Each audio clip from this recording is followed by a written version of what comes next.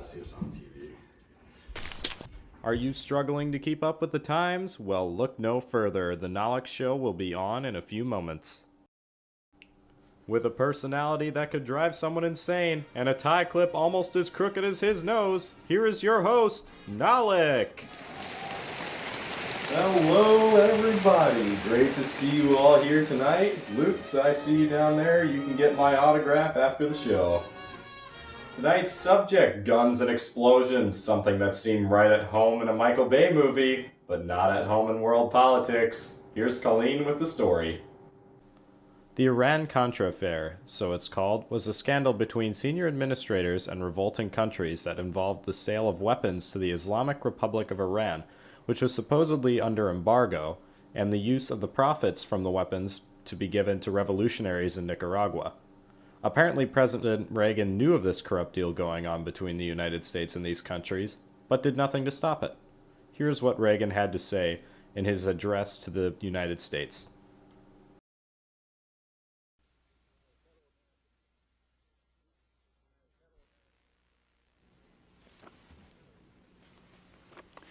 My fellow Americans, I've said on several occasions that I wouldn't comment about the recent congressional hearings on the Iran-Contra matter until the hearings were over. Well, that time has come, so tonight I want to talk about some of the lessons we've learned. But rest assured, that's not my sole subject this evening. I also want to talk about the future and getting on with things because the people's business is waiting. These past 9 months have been confusing and painful ones for the country. I know you have doubts in your own minds about what happened in this whole episode. What I hope is, not in doubt, however, is my commitment to the investigations themselves. So far, we've had 4 investigations by the Justice Department, the Tower Board, the Independent Counsel, and the Congress.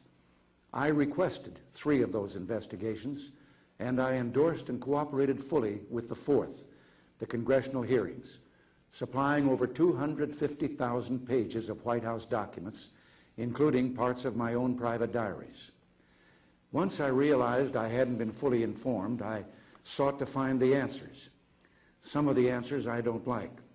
As the Tower Board reported, and as I said last March, our original initiative rapidly got all tangled up in the sale of arms, and the sale of arms got tangled up with hostages. Secretary Shultz and Secretary Weinberger both predicted that the American people would immediately assume this whole plan was an arms for hostages deal and nothing more. Well, unfortunately, their predictions were right. As I said to you in March, I let my preoccupation with the hostages intrude into areas where it didn't belong. The Nolix Show will be back in a few minutes. Are you sick and tired of the inefficiency and the breaking of your cassette tapes? And the inconvenience of always having to carry around floppy disks? Well, that's no more. Now we have CDs, where you can listen to your music as many times as you want by simply putting it into the radio. Now that's a good idea. CDs, buy one, get another one full price, only at Sears. How much do you think this advanced operating environment is worth? Wait just 1 minute before you answer. Watch as Windows integrates Lotus 123 with Miami Vice, the MS-DOS executive, an appointment calendar, a card file, a notepad, a clock, a control panel, a terminal, a print spooler, a RAM driver, and, can you believe it, Reversi! That's right, all these features in Reversi, all for just, how much did you guess? 500? 1,000? Even more? No, it's just $99. That's right. This is the telephone. Portable telephone. The Motorola Brick. It's the greatest product since dirt. Let me call my friend in Tokyo. Yo, what's up? Yeah? No. Exactly. I just called my friend. Oh, sorry, I didn't notice you there. Are you guys tired of learning how to read? Imagine reading in newspapers. Well, now, with Nintendo's new advancements in technology, you can play video games. We welcome you back to the Nolix Show. And on to our next half of the story. An explosion at a nuclear power plant near the city of Pripyat in the Soviet Union has exploded, causing thousands of miles of radiation to be spread. The Chernobyl disaster was the result of a nuclear test gone bad.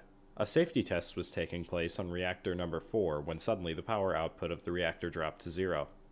The technicians continued with the test, unknowingly causing a nuclear meltdown inside of reactor core number 4. The reactor exploded multiple times and caught fire, releasing radioactive material high into the atmosphere, spreading its dust across the USSR and Western Europe. 134 were injured, and 28 of that number died of radiation poisoning in the following weeks and months after.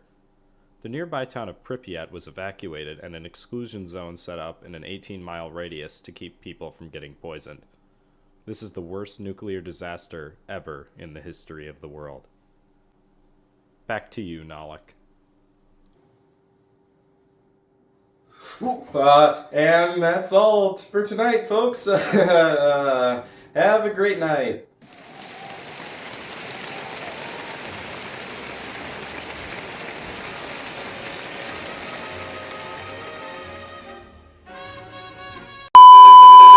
Sorry to interrupt the program. No, go We ahead. have just gotten a message. John Lennon has been shot in the back with a revolver. Hopefully people don't auction off his glasses. Okay. Got it. Breaking news. We finally found the Titanic after it's been submerged for over 70 years.